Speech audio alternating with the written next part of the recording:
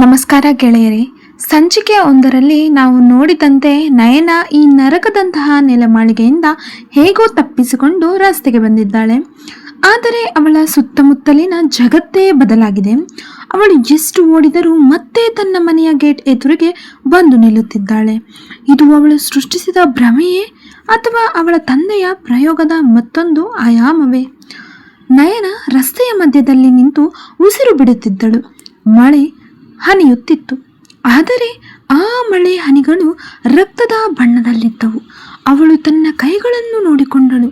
ಅವು ನಡುಗುತ್ತಿದ್ದವು. ಹಠಾತ್ ಅವಳ ಕಿವಿಯ ಹತ್ತಿರ ಯಾರೋ ಮೃದುವಾಗಿ ಉಸಿರಾಡಿದಂತಾಯಿತು. ಆ ಶಬ್ದ ಮನುಷ್ಯನದ್ದಲ್ಲ, ಅದು ಯಾವುದೋ ಪ್ರಾಣಿಯ ಘರ್ಜನೆಯಂತೆ ಇತ್ತು. ಅವಳು ತಿರುಗಿದಾಗ ಅಲ್ಲಿ ಯಾರೂ ಇರಲಿಲ್ಲ. ಆದರೆ ಆಶ್ಚರ್ಯವೆಂದರೆ ರಸ್ತೆಯ ಧೂಳಿನಲ್ಲಿ ಅವಳ ಹೆಜ್ಜೆಗಳ ಪಕ್ಕದಲ್ಲೇ ಮತ್ತೊಂದು ದೊಡ್ಡ ಹೆಜ್ಜೆ ಗುರುತು ತಾನಾಗಿಯೇ ಮೂಡುತ್ತಿತ್ತು. ಆ ಅದೃಶ್ಯ ಸೈತಾನ ಅವಳ ಸುತ್ತಲೂ ಸುತ್ತು ಹಾಕುತ್ತಿದ್ದನು. ನಯನ ಅಳುತ್ತಾ ಕಿರುಚಿದಳು, ಯಾರು ನೀನು? ನನ್ನನ್ನು ಯಾಕೆ ಪೀಡಿಸುತ್ತಿದ್ದೀಯಾ? ಆಗ ಗಾಳಿಯಲ್ಲಿ ಆ ದೈತ್ಯ ಧ್ವನಿ ಕೇಳಿಸಿತು, ನಯನ, ನೀನು ನಮ್ಮವಳು. ನಿನ್ನ ದೇಹದೊಳಗೆ ಹರಿಯುತ್ತಿರುವುದು ಕೇವಲ ರಕ್ತವಲ್ಲ, ಅದು ಅಮರತ್ವದ ಅಮೃತ ಎಂದು. ನಯನ ಮತ್ತೆ ಮನೆಯೊಳಗೆ ಹೋಗಲು ನಿರ್ಧರಿಸಿದಳು.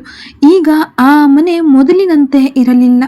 ಗೋಡೆಗಳ ಮೇಲೆ ವಿಚಿತ್ರವಾದ ಕಪ್ಪು ಬೂಜು ಬೆಳೆದಿತ್ತು. ಅವಳು ಹಜಾರಕ್ಕೆ ಬಂದಾಗ ಅಲ್ಲಿನ ಗಾಳಿಯಲ್ಲಿ ಫಾರ್ಮಲಿನ್ ವಾಸನೆ ವಿಪರೀತವಾಯಿತು. ಅಲ್ಲಿ ಒಂದು ಹಳೆಯ ಫೋನ್ ಇತ್ತು. ಅದು ಲ್ಯಾಂಡ್ಲೈನ್ ಫೋನ್. 10 ವರ್ಷಗಳಿಂದ ಕೆಲಸ ಮಾಡದ ಆ ಫೋನ್ ಇದ್ದಕ್ಕಿದ್ದಂತೆ ರಿಂಗ್ ಆಗತೊಡಗಿತು. ನಯನ ಹೆದರುತ್ತಲೇ ಫೋನ್ ಎತ್ತಿದಳು. ಆ ಕಡೆಯಿಂದ ಅವಳ ತಂದೆ ಡಾಕ್ಟರ್ ರಾಘವ್ ಅವರ ಧ್ವನಿ ಕೇಳಿಸಿತು. ನಯನ, ನಿನಗೆ ನೆನಪಿದೆಯೇ? ನಿನ್ನ 5ನೇ ಹುಟ್ಟುಹಬ್ಬಕ್ಕೆ ನಾನು ನಿನಗೆ ಒಂದು ಗೊಂಬೆ ಕೊಟ್ಟಿದ್ದೆ.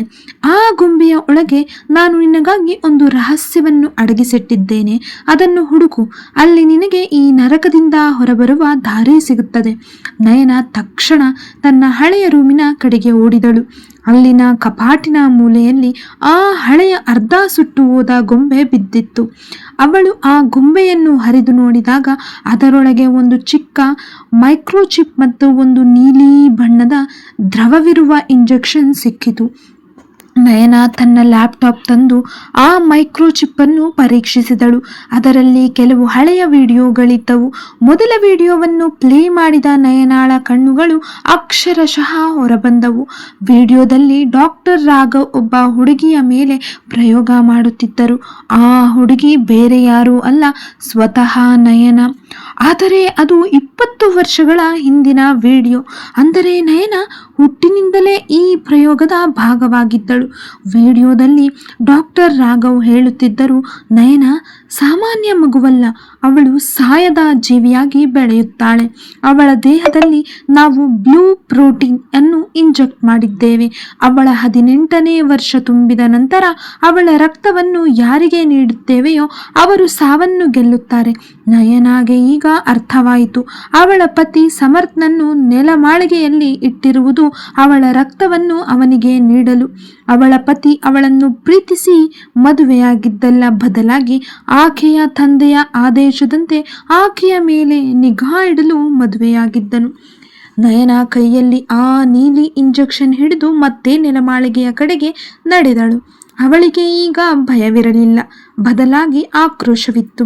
ಅವಳು ನೆಲಮಾಳಿಗೆಯ ಬಾಗಿಲು ತಳ್ಳಿದಾಗ ಅಲ್ಲಿ ಸಮರ್ಥ್ ಈಗ ಪೂರ್ತಿಯಾಗಿ ಬದಲಾಗಿದ್ದನು. ಅವನ ಚರ್ಮ ಕಿತ್ತು ಹೋಗಿತ್ತು. ಅವನ ಕಣ್ಣುಗಳಿಂದ ಕಪ್ಪು ದ್ರವ ಸುರಿಯುತ್ತಿತ್ತು. ಅವನು ನಯನಾಳನ್ನು ನೋಡಿ ಘರ್ಜಿಸಿದನು, ನಯನ, ನನಗೆ ರಕ್ತ ಕೊಡು, ಈ ನೋವು ತಾಳಲಾರೆ ಎಂದು. ಡಾಕ್ಟರ್ ರಾಘವ್ ಕತ್ತಲೆಯಿಂದ ಹೊರಬಂದು ಚಪ್ಪಾಳೆ ತಟ್ಟಿದರು. ಶಹಬಾಷ್ ನಯನ, ಗೊಂಬೆಯ ರಹಸ್ಯ ಪತ್ತೆ ಹಚ್ಚಿದ್ದಲ್ಲದೆ ಈಗ ಈ ಇಂಜೆಕ್ಷನ್ ನನ್ನ ಕೈಗೆ ಕೊಡು.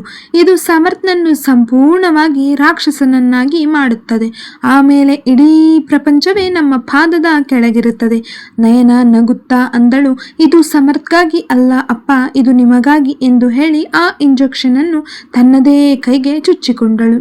ಇಂಜೆಕ್ಷನ್ ಚುಚ್ಚಿಕೊಂಡ ತಕ್ಷಣ ನಯನಾಳ ಕಣ್ಣುಗಳು ಪ್ರಕಾಶಮಾನವಾದ ನೀಲಿ ಬಣ್ಣಕ್ಕೆ ತಿರುಗಿದವು. ಅವಳಲ್ಲಿ ಅದ್ಭುತವಾದ ಶಕ್ತಿ ಸಂಚಾರವಾಯಿತು. ಅವಳು ಒಂದೇ ಕೈಯಿಂದ ಡಾಕ್ಟರ್ ರಾಘವ್ ಅವರನ್ನು ಗೋಡೆಗೆ ಅದುಮಿದಳು.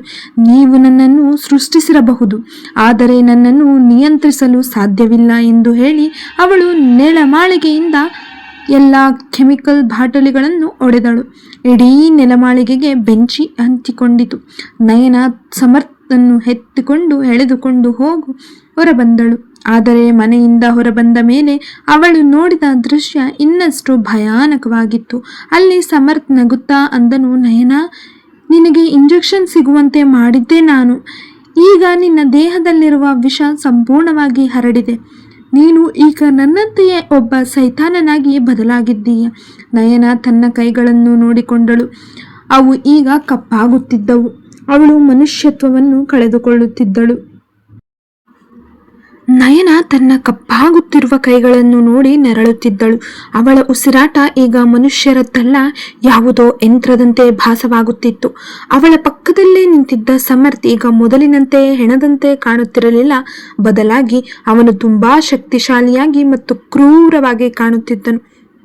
ಸಮರ್ಥ್ ಜೋರಾಗಿ ನಗುತ್ತಾ ಅಂದನು, ನಯನ, ನೀನು ಈಗ ಕೇವಲ ಸಮರ್ಥ್ನ ಹೆಂಡತಿಯಲ್ಲ, ನೀನು ನನ್ನ ತಂದೆಯ ಅತೀ ದೊಡ್ಡ ಕನಸಿನ ಸಾಕಾರ. ನಿನ್ನ ದೇಹದಲ್ಲಿ ಈಗ ಅರಿಯುತ್ತಿರುವುದು ಬ್ಲೂ ಡೆತ್. ಈಗ ನೀನು ಯಾರನ್ನು ಮುಟ್ಟುತ್ತೀಯೋ ಅವರು ಕ್ಷಣಾರ್ಧದಲ್ಲಿ ಭಸ್ಮವಾಗುತ್ತಾರೆ. ನಯನ ನಡುಗುತ್ತಾ ಸಮರ್ಥ್ನ ಕೈ ಹಿಡಿಯಲು ಹೋದಾಗ ಸಮರ್ಥ್ ಕಿರುಚುತ್ತಾ ಹಿಂದೆ ಸರಿದನು. ಏಕೆಂದರೆ ಅವಳ ಸ್ಪರ್ಶದಿಂದ ಸಮರ್ಥ್ನ ಚರ್ಮ ಸುಡಲು ಶುರುವಾಗಿತ್ತು. ನಯನ ತನ್ನ ಮನೆಯೊಳಗೆ ಹೋದಾಗ ಅಲ್ಲಿನ ದೃಶ್ಯವೇ ಬದಲಾಗಿತ್ತು. ನೆಲಮಾಳಿಗೆಯಲ್ಲಿದ್ದ ಆ ಎಲ್ಲ ಜಾರ್ಗಳು ಮತ್ತು ತಲೆಬುರುಡೆಗಳು ಈಗ ಮಾಯವಾಗಿದ್ದವು. ಅಲ್ಲಿ ಬಿದ್ದಿದ್ದ ಡಾಕ್ಟರ್ ರಾಘವ್ ಅವರ ಶವವೂ ಇರಲಿಲ್ಲ. ಬದಲಾಗಿ ನೆಲದ ಮೇಲೆ ಕಪ್ಪು ಬಣ್ಣದ ದ್ರವದ ಹೆಜ್ಜೆ ಗುರುತುಗಳು ಮನೆಯ ಹೊರಗೆ ಹೋಗುವ ದಾರಿ ತೋರಿಸುತ್ತಿದ್ದವು. ಆ ಹೆಜ್ಜೆಗಳು ಮನುಷ್ಯನದ್ದಲ್ಲ, ಬದಲಾಗಿ ಒಂದು ದೈತ್ಯ ಪ್ರಾಣಿಯ ಹೆಜ್ಜೆಗಳಂತಿದ್ದವು. ಅಷ್ಟರಲ್ಲಿ ಮನೆಯ ಕಿಟಕಿಗಳೆಲ್ಲ ತಾವಾಗಿಯೇ ಒಡೆದು ಹೋದವು. ಹೊರಗಿನಿಂದ ಒಂದು ನಿಗೂಢ ಹೆಲಿಕಾಪ್ಟರ್ನ ಶಬ್ದ ಕೇಳಿಸಿತು. ಮನೆಯ ಸುತ್ತಲೂ ಕಪ್ಪು ಸಮವಸ್ತ್ರ ಧರಿಸಿದ ಸೈನಿಕರು ಮುತ್ತಿಗೆ ಹಾಕಿದರು. ಅವರ ಬಳಿ ಇದ್ದ ಆಧುನಿಕ ಉಪಕರಣಗಳು ನಯನಾಳ ದೇಹದಿಂದ ಹೊರಬರುತ್ತಿದ್ದ ಆ ನೀಲಿ ವಿಕಿರಣವನ್ನು ಗುರುತಿಸುತ್ತಿದ್ದವು.